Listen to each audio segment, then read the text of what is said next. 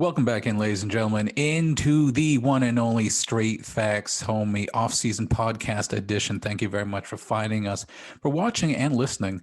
We are on Facebook and on Twitter, Vimeo, YouTube, Spotify, Podbean, everything in between. My name is Mason Souza, and when you think about two other gentlemen that know the National Football League, they're right here. Their names are John Lyons and Walter Spina. Gentlemen, it's been a few weeks. Let's get right into everything, the free agency.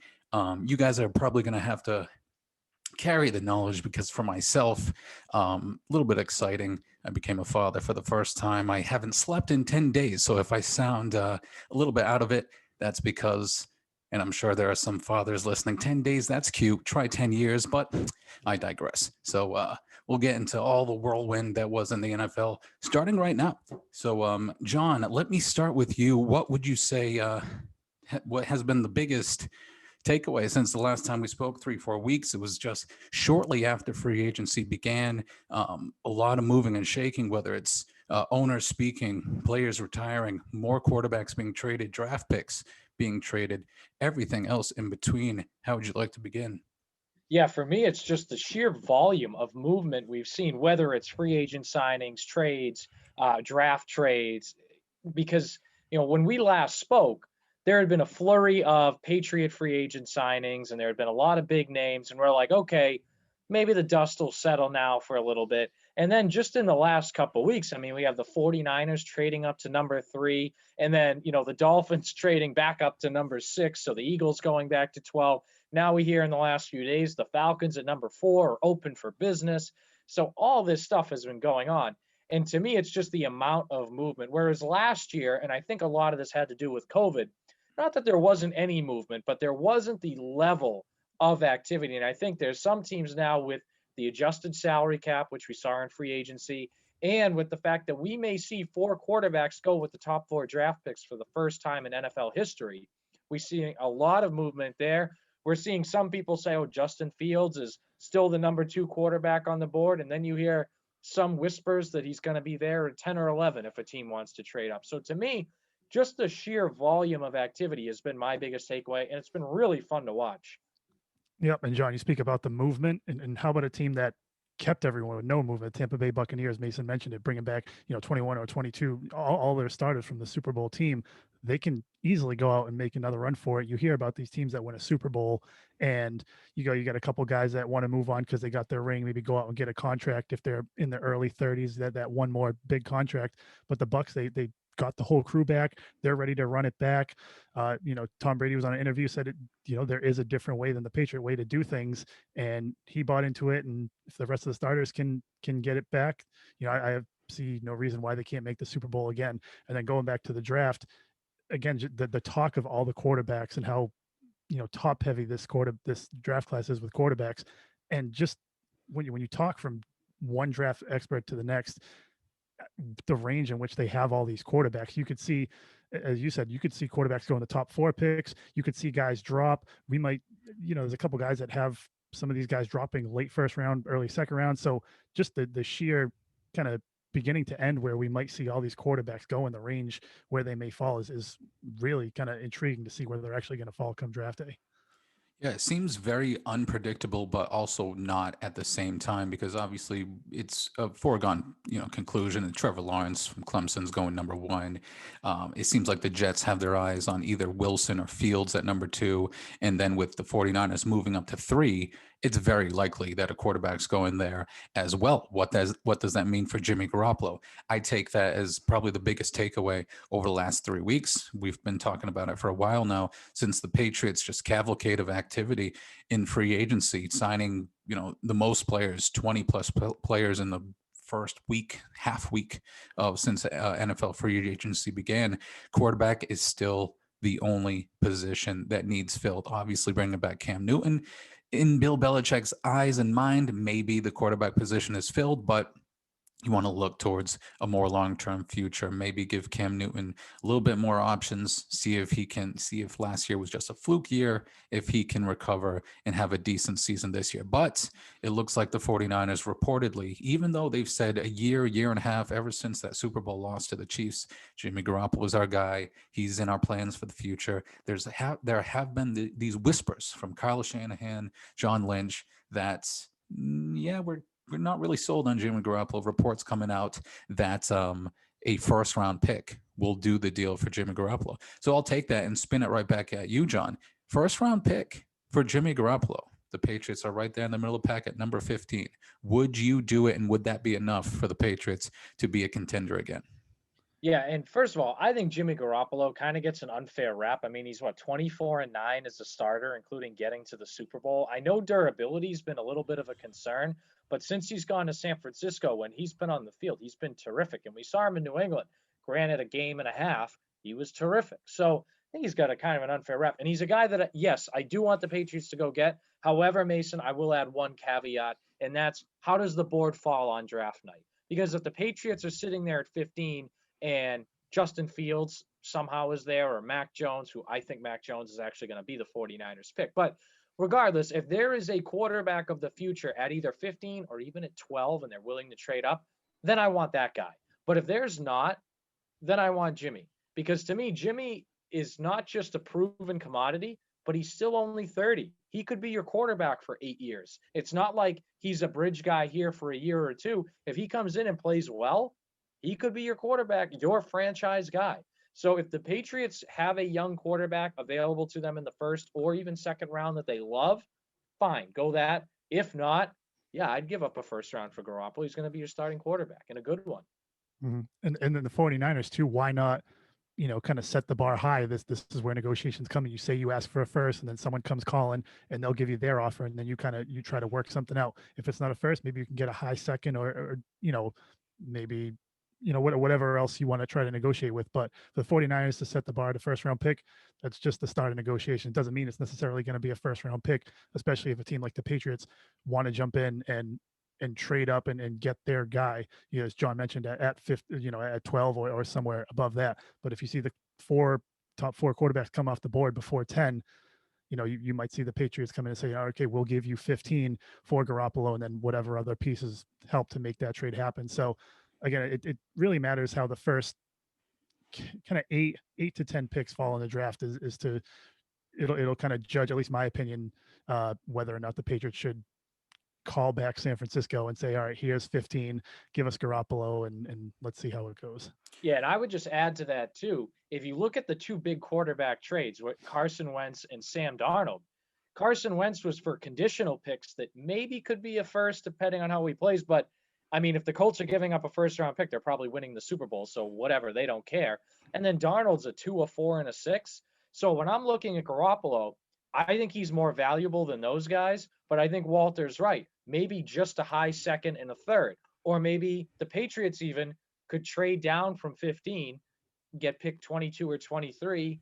That's probably enough, right, to get Jimmy Garoppolo. So I think the quarterback market has somewhat been in the Patriots' favor in that, if Wentz went for 2 first-round picks, or if Darnold went for a first and a second, yeah, then Jimmy's probably worth a couple first. But because they didn't, it makes it a little bit more advantageous for the Patriots.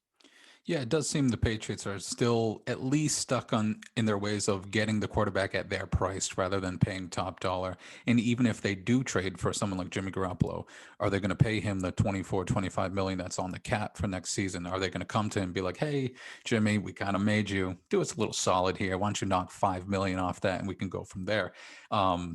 That remains to be seen. And you mentioned Darnold, John. I'd like to get to that right now, because there's another team, the Carolina Panthers, I believe 7 or 8 selection in this draft at the end of this month, seemingly a team not in the quarterback hunt anymore because the Jets give up on their 2018 third overall pick, Sam Darnold, trading him to the Panthers for a 6th this year and a 2 and a 4 next year. That seems awfully low for a quarterback, like I said, just going into his 4th season, the second quarterback taken out of that draft.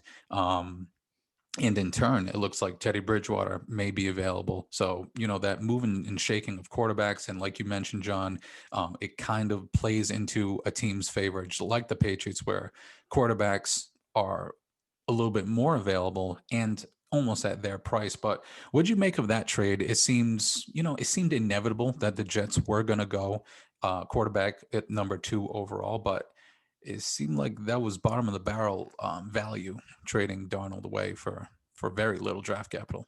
Yeah, I like the trade a lot for the Panthers. And to me, going into the draft, the Panthers might be the most interesting team to watch because they have Bridgewater and Darnold. Odds are they're not going to go into training camp with both of them, and they have the 8th overall pick. They're a prime candidate to trade down, maybe recoup some of those assets that they gave away in the Darnold trade. And let's be honest, they're playing in the same division as Tampa Bay. They're probably not going to win the division. Now, they could be a fringe playoff team, though, because New Orleans is probably going to take a step back this year, and Atlanta just seems to be rebuilding ever since they blew the 28-3 lead. So when it comes to Carolina, they have a lot of options. And I personally think Sam Darnold is a good quarterback who is in a really bad situation with the Jets. Let's not forget, Adam Gase was his coach. Greg Williams was a defensive coordinator, letting other teams win.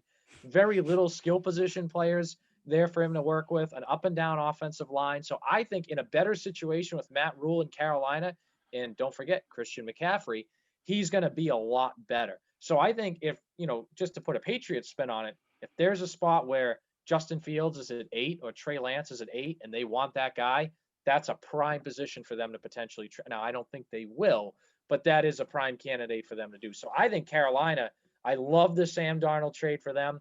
And who knows, maybe they'll even trade Teddy Bridgewater, get a 3rd or a 4th round pick, recoup some. So to me, they're probably the most interesting team going into the draft, just to see how they're going to play it.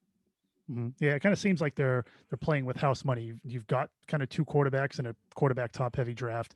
Whether you go with Bridgewater or it seems like they're going to go with Darnold now that they have those guys and Bridgewater is more expandable. You're going to have teams calling you for that number 8 pick, and someone might overpay for that 8th pick to go get someone they want. So you can trade out, as you said, John, you can acquire more assets, grab some guys later in the 1st round or wherever you get those picks. And looking at a young coach like Matt Rule, he had success in college at Temple. He had success at Baylor. Kind of like the stars are aligning. I know he hasn't been an NFL coach long outside of last year, but he has it's in the writing that I think he can put together a good team here in the NFL. And I think trying to get a guy like Darnold, as you said, he was just in a bad situation in New York, and they haven't been a good team for at least 10 years now, back with the Rex Ryan days. So if there's anywhere where they're going to start fresh, I think it's with Sam Darnold and Matt Rule together. Joe Brady, offensive coordinator, I think they can really make some noise and kind of revitalize Sam Darnold's career. You're watching and listening to Straight Facts, homie. We're on Facebook and on Twitter. Follow us there. YouTube, Vimeo is where our past videos are found. Obviously, the NFL draft later on this month. Stay tuned. We will get into the draft in great detail, preview that in due time. But speaking of quarterbacks, we have to touch on this one. Last time we spoke, we did this show, developing news was coming out on this player. But oh my God, has things hit the fan since? Deshaun Watson, quarterback, at least now, of the Houston Texans. Who knows if he will be the quarterback of any team come September, but obviously a developing and disturbing story. Up to now, 22 women have accused Deshaun Watson of some form or fashion of sexual assault, and I believe all of them involve a massage therapy session over a year or two. So very disturbing situation coming out of Houston. And obviously Deshaun Watson was a player who, when the Easterby went down and things were going south very quickly with the Texans, Caserio takes that job and just has like a firestorm on his hands of Deshaun Watson wanting out, teams calling off the hook, Texans saying they won't trade him. Then all of a sudden this comes out of seemingly nowhere. Now, women have now come forward publicly making statements. Police reports are out. So a Nike, Beats by Dre are now severing ties with Watson. So it's getting real, and it's getting real fast in a bad way for Deshaun Watson and for everyone involved, essentially. I'm interested what you guys think of this situation. Walter, we can start with you. It's, obviously a black eye on the game, on Watson, what's going on in the Texans franchise. Not to get into this because it's always, quote unquote cancel culture out there. Like, were the Texans involved in this? Did they know that, I feel uncomfortable saying that out loud because it seems a little too fishy that it's coming out right now when Watson's like, get me out of here, I don't care. And the Texans, franchise seems to be crumbling all around them. But I'm wondering what you guys think about this disastrous situation in Houston. Yeah, I feel like something like that is just kind of just too much of a coincidence. I mean, again, I'm not sure. There's still a lot to be investigated on. The count, like you said, is up to 22 women now coming out and filing. I believe one of the women spoke at a press conference in the last couple of days. So, I mean, as you said, it's really starting to really come to life. And I believe that, a couple investigations being launched into this. So, again, we kind of just know what's been made public to us, and until we really kind of get to the nitty gritty of it, and if these are really taken to court, that's what's really going to when we'll really start finding out some things. But as you said, it's just really a big black eye, not only on Deshaun Watson himself and in the Houston Texans, but just in the NFL as a whole. Yeah, and Mason, I think you put it the best when you just said it's a disastrous situation, because if you're Deshaun Watson, I don't see how you don't end up on the commissioner's exempt list, at least temporarily going forward, which could cost you games. The Houston Texans, you didn't want to trade him before. Now, even if you do, you can't until this is over. And also, most importantly, for the women involved, right, to have to go through this, the most disastrous thing.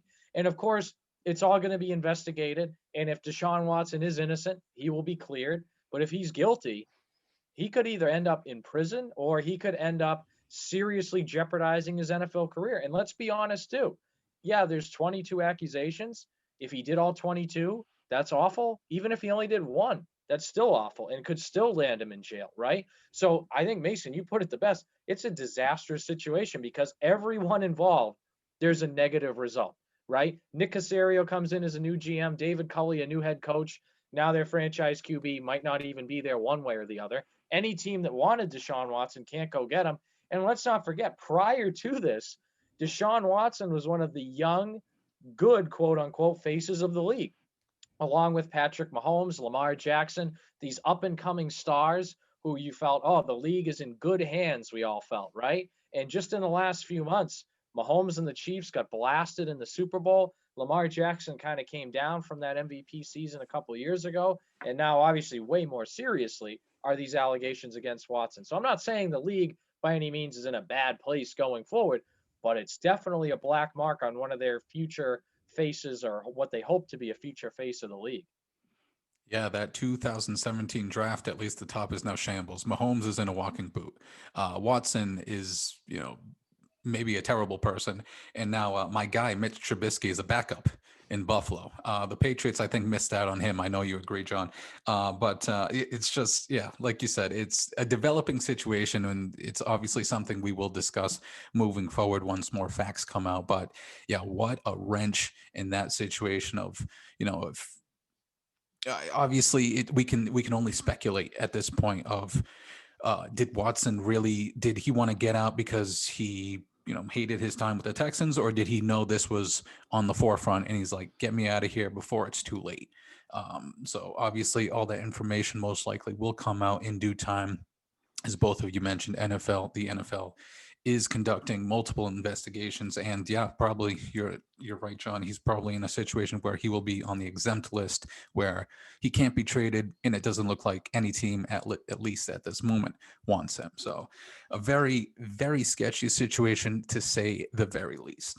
A little bit more quarterback situation. I mentioned, and I'm going to stick to it. I don't care. It's not like I'm this guy's number one fan, but Mitch Trubisky, the first quarterback taken in the 2017 NFL draft, signs with the Buffalo Bills backup to Josh Allen. Very minuscule amount of money, kind of in a situation where Jameis Winston throws 30 touchdowns. Yes, he also throws 30 interceptions, but led the league in passing yards. Goes to the New Orleans Saints a year before for only $1 million and change. I believe it is a situation where the Patriots specifically lost out on value, their value at the quarterback position, a quarterback with possibly still potential in Trubisky to get on their team, except they lose him in their division to a quarterback or behind another quarterback that has similar attributes in Josh Allen.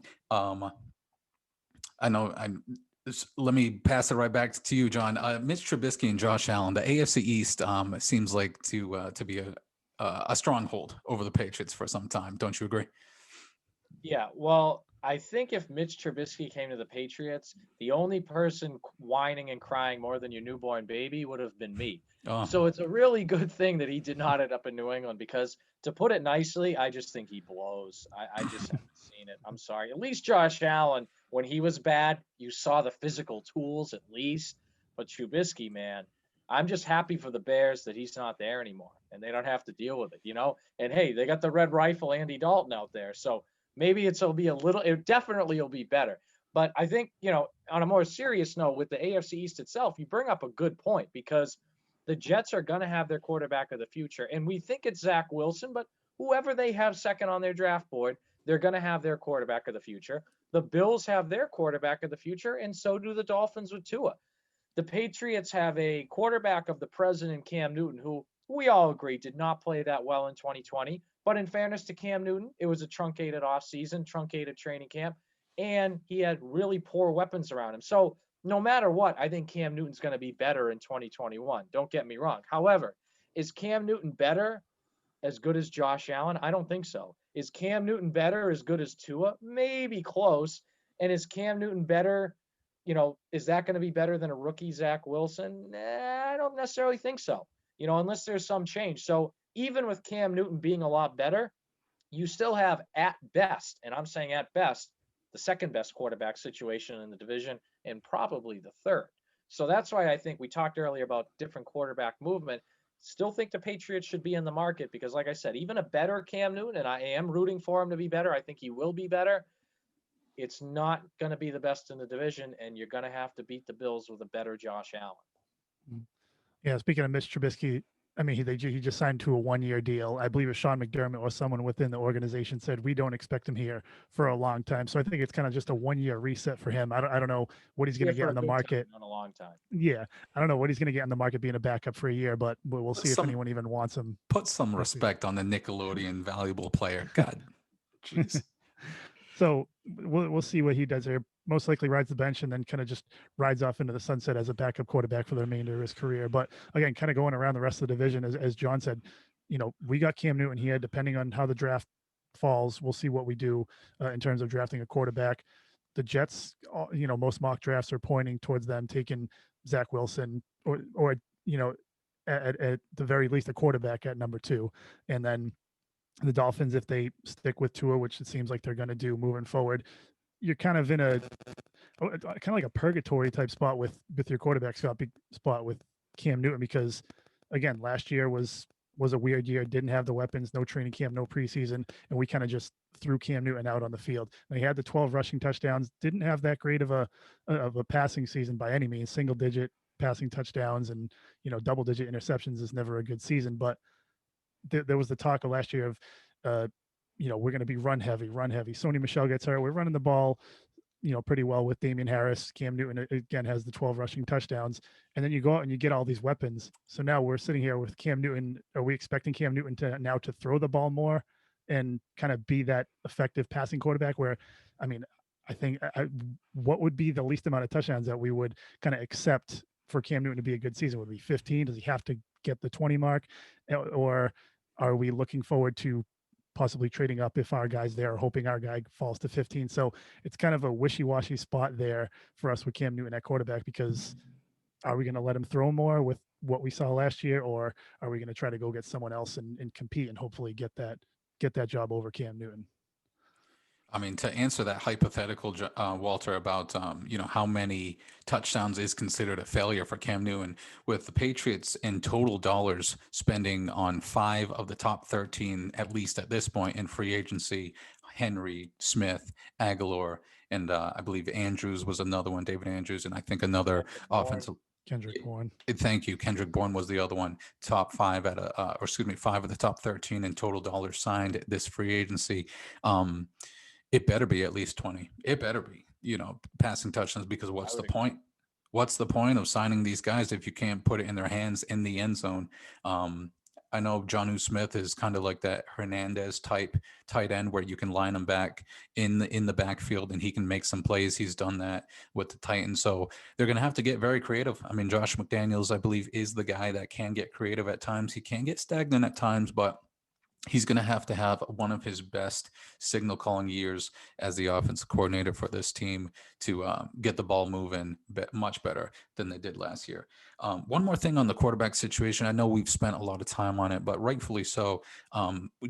We hit on it briefly with the Bears signing Andy Dalton. It was reported that they went hard after Russell Wilson, speaking with the Seattle Seahawks for a long time. It was reported that the Seahawks were thinking about it for multiple days. It wasn't just let me sleep on it, I'll get back to you. It was a multiple days. I believe a pro day came along, and then they told them one-on-one that Pete Carroll is not going to move forward trading Russell Wilson. So it seems that the door is open for the Seahawks to move Russell Wilson. It would just have to make sense for them. But in the end, the Bears get Dalton, and they still don't have a quarterback for their 75 years of however long they've played. So very disappointing for the Chicago Bears. Yeah, it seems interesting that they wouldn't, obviously a guy like Jimmy Garoppolo it just seems with that trade that he's probably possibly on his way out, maybe on draft day or whenever that may be. Jimmy Garoppolo went to college in Illinois, and why wouldn't Chicago go and at least offer and see what they can get for him? I don't have it in front of me what pick, if the Bears have a first round pick, maybe trade that pick or whatever they can package to go probably cheaper than trying to get Russell Wilson. But I mean, I feel like a guy like Jimmy Garoppolo would be better than paying $10 million to Andy Dalton for 1 year. Yeah, and I think Walter brings up a good point in that if Garoppolo goes anywhere, yeah, we all think New England. Chicago's a very logical landing spot for him because, and don't forget, they just franchise tagged Allen Robinson. That's an elite number 1 receiver. You guys know how I feel about the Bears defense. I think that's a really good unit. So I think putting Garoppolo there, that makes a big, big difference for the Chicago Bears. And if we're looking at the NFC North, the Lions are probably a couple years away from being good. I know we've been saying that for about 40 years now, but they're probably a couple years away from being good. The Packers have been to 2 straight NFC Championship games. They're the big dogs, but they've also faltered both times. And I wonder if the Bears with a good quarterback could maybe overtake them. And I think the Bears, as constituted currently with Andy Dalton, are probably better than the Vikings. So if you put a really good quarterback there, you might be in the NFC Championship game, or at the very least, if the Packers are there, you're nipping right at their heels. Again, you're watching and listening to Straight Facts Homie. Find us on Facebook, Twitter, everything else in between. Google Straight Facts Homie. You will find us. There's John Lyons and Walter Sabina. I am Mason Souza. Speaking of defense, a couple guys related to the New England Patriots. One is back with the Patriots. One shockingly gets released by the Tennessee Titans, joins the Cardinals on a 1-year deal. Malcolm Butler is in Arizona along with JJ Watt, along with AJ Green. See if he can revitalize his career along with DeAndre Hopkins. So that's a very interesting situation in Arizona. As for the Patriots, I know you guys are a big fan of this. It's that classic. It's Bill Belichick sipping that orange juice. It's coming out of that tunnel in Detroit, not shaking hands with the kids. It's playing chess while everyone else is playing checkers. He gets Kyle Van Noy back, and they have the compensatory 4th-round pick for losing him last year. What a magician Bill Belichick is. The boogeyman is back. What'd you think about that news? Yeah, I think it's obviously a good move. Something didn't work out in Miami, and I feel like Kyle Van Noy came back to New England specifically to play Miami twice, because I believe in his introductory press conference he was asked about Miami and kind of how things ended there. And instead of, just making a cliche comment about, things didn't work out, now I'm happy to be back here, he just straight up said no comment, which, no comment is a comment, and it's kind of like a negative comment towards the Miami Dolphins. So there was some rift in Miami with Brian Flores, who was the defensive coordinator or linebackers coach when he was here in New England. So, something happened behind the scenes that we don't know about. But obviously having Kyle Van Noy back in our linebacking core is, a huge plus, and we'll see if he's still got something left in the tank and can provide what he did a couple of years ago for us.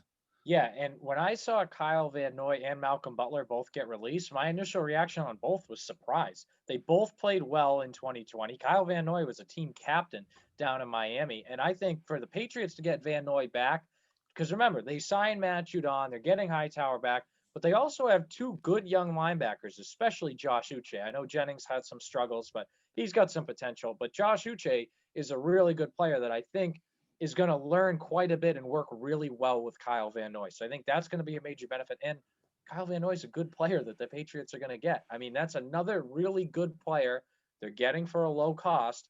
But we saw Kyle Van Noy had some of the best years of his career in New England. He's still in his prime. I really just don't understand why Miami released him. I guess something must have happened behind the scenes. Same thing with Tennessee and Malcolm Butler. I think he played really well over the last couple of years, and I just don't understand why he got released. So I think Arizona and New England should both be happy. Arizona got Butler and New England with Van Noy because they picked up two good players still in their primes. I don't know if there was anything behind the scenes. Maybe there was, but I think it was just an unfortunate situation where they were a cap casualty. The cap went down $20+ million. They were making a lot of money, annual value, going into their second and third years respectively. And they just had to move on, had to pull the trigger on that. And they both sign, I believe, 1-year deals. Is Van Noy 1 year? I know Butler is one. And it kind of ties into, it's kind of peculiar. We've seen a lot of just 1-year deals instead of the players looking for term, for guaranteed money. And it ties into, the reason is the NFL signing a ridiculous $110 billion TV deal with CBS, NBC, Amazon, everyone essentially that, has a TV station. So it only guarantees that next year's salary cap is going to skyrocket to epic proportions. So the players and the agents seeing this, let me just, unfortunately is what it is. COVID year, money goes down. Let me take, whatever, 1 year, $8 million. Same thing happened with Juju Smith-Schuster, wide receiver that was supposed to get a lot of money, goes back to Pittsburgh for a 1-year deal only. And it seems like next year, if they perform like they were the season before, they're going to get a massive amount of money. So that's just one of those situations where agents and players are talking like, let's just take that 1 year, that safe option, and we'll make our money the next season. Let's see. Something else I want to get off, or just say, Walter, you mentioned it to start the show. One of your biggest takeaways with the Bucs, essentially running it back, bringing all 22 starters back, either that were in contract or re-signing them. I saw this headline, and maybe you guys can correct me. I have no way of knowing if this is accurate or not. It sounds too good to be true.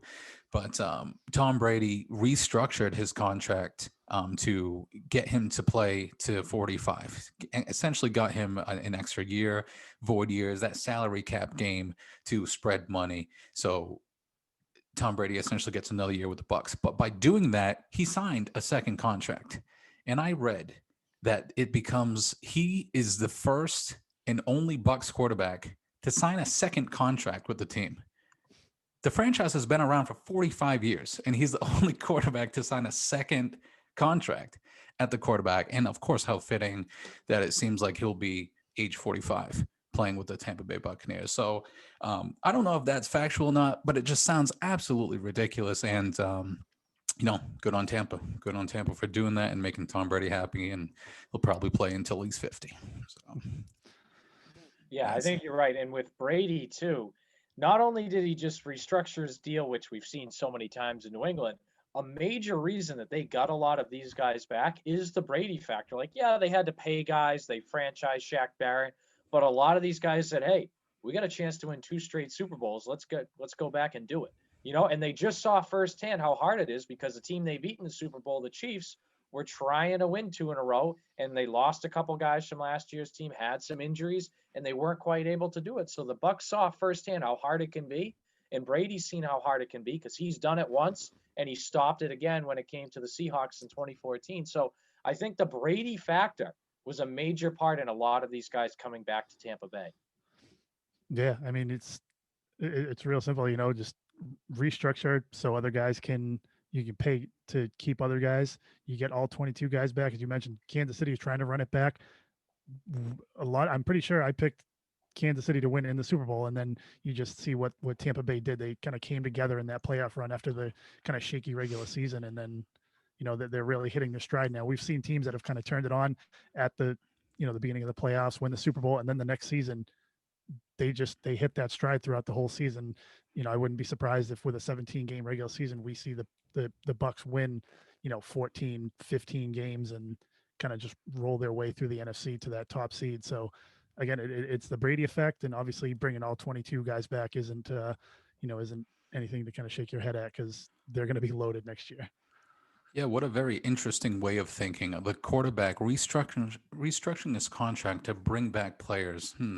Not like Wes Welker, Logan Mankins over the years, but the Bucs did it. Very, very interesting. But Walter, you mentioned the 17-game regular season. Let's get to it. I know you guys have some hot takes and hot talks on this 17-game season that is now official. It's I believe 40 plus years that it's been a 16-game regular season that is now gone, which, by the way, makes the New England Patriots forever the only team to go a perfect 16-0. Again, perfect season. So that is done and in stone for the Patriots in their 16-0 year. Thoughts on 17 games? Is it better for the game? Is it worse? Obviously, more games means more money for the league. Does it water down the product? What do you think about a new 17-game regular season? John, we can start with you. Hate it, hate it, hate it, hate it, hate it. And I'll tell you why, right? So first of all, we all know the NFL doesn't care about player safety, because if they did, there'd be a 14-game season with 2 bye weeks spread out, right, to give guys some rest. So they really don't care about player safety. I mean, how long did it take for guys to just get like retirement and health insurance after they leave the NFL? Like 40 years. So we know they don't care about player safety. But what really aggravates me is, this whole line of, well, we're still in the 20-game parameter and more injuries happen in the preseason. Come on. I mean, seriously? So first of all, a guy who gets injured in the 4th game of the preseason, and no disrespect to that guy, not going to be a guy that helps you win a Super Bowl. A guy who gets injured in the week 18 now game, the 17th regular season game, that is going to be a guy that could have helped you win a Super Bowl, and now he's out, right? And yeah, are there more guys injured in the preseason? Well, there's also double the amount of guys playing, because rosters are at 100 at the beginning of training camp and are cut down to 53 at the end of the preseason. So yeah, you're going to have more injuries when there's, twice as many guys and not really that experienced playing. So you're going to take a group of guys, 53 of them, who are banged up on the 17th game of the year, and now have them go out. And many, what if they don't have a playoff bye and their bye week is earlier in the year, which I know Walter kind of mentioned earlier, not to steal your thunder, but I hate it, because it's not about player safety. It's only about money. And let's be honest with another thing. Do I want to watch the Super Bowl in mid-February? No, I don't. I want to watch the Super Bowl in early February, because by mid-February, I want to be thinking about free agency and the draft, and maybe, I don't know, watching The Sopranos or a TV show I want to see. Fine. I don't want to watch the Super Bowl in mid-February. I sure as heck don't want to watch it on President's Day weekend. I want to watch it the first weekend of February. Like, I don't know. It's been going on for 40 freaking years, right? Is that okay, NFL? 40 years. $15 billion in revenue a year. Can't suck that much, right? But of course, it's a money grab. So it's not about player safety. And by the way, make no mistake, these games are not going to be of super high quality, because what we're going to do is we're going to have a team, instead of going 1-15, they can get the mantle of going 1-16, right? And yeah, we're going to have some good games that weekend.